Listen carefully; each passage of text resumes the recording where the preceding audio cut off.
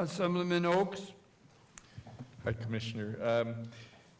I know Senator O'Meara asked some questions related to Plan 2014, and Senator Helming mentioned, and then also Assemblywoman Jenny. And, you know, for those of us who opposed it, the agreement, you know, near the end of the Obama administration going out was a bit frustrating. And you know, the opposition, I think, comes from the devastation we know is going to happen at some point because we're going to allow higher water. And so there's going to be impact on the South Shore property owners and some on the Eastern Shore as well when we have those instances. And certainly that's both public and private. And I know you talked a little bit about the possibility of some public answers with that.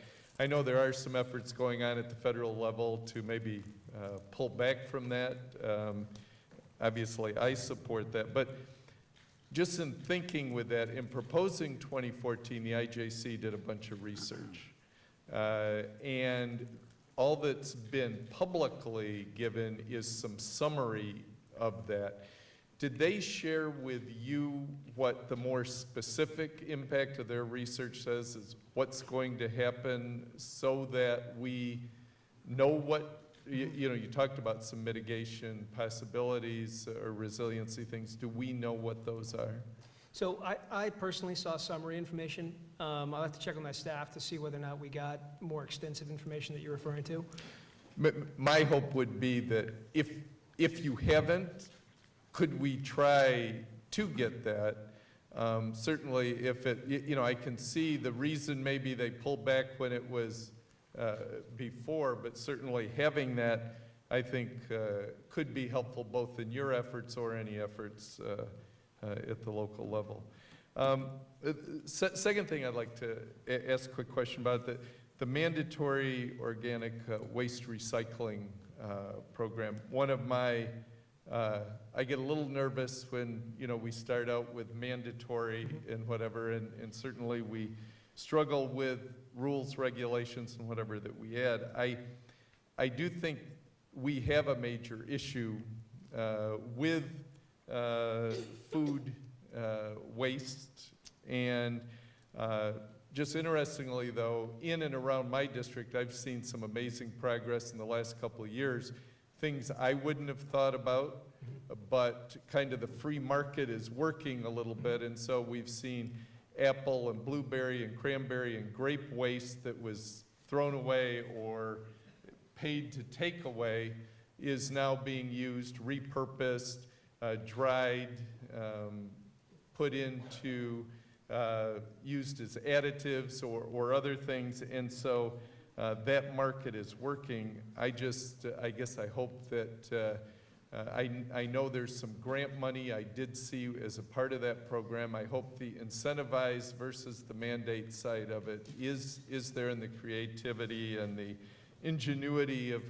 kind of individuals, because I do think, and I guess I'd ask for your, you know, kind of thoughts on this, but, you know, I hope that the program, if it goes through, is designed in a way that it's not so narrow that it doesn't allow those where we haven't thought of what the answers might be, that they're allowed, because I think there are people out there who may create a business to do something with that food waste that ends up being a positive for us that we may not envision.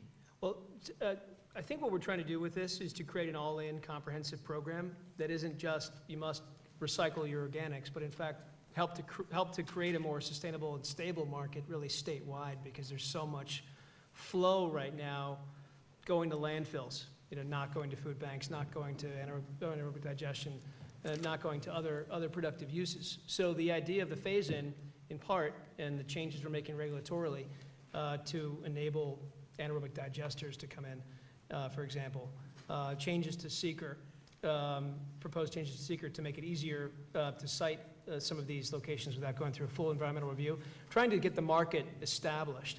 And then ultimately, once the program is up and running, if you're a generator and you somehow meet the generator levels, but you're more than 50 miles away from a viable receiver of that, then you can get a waiver.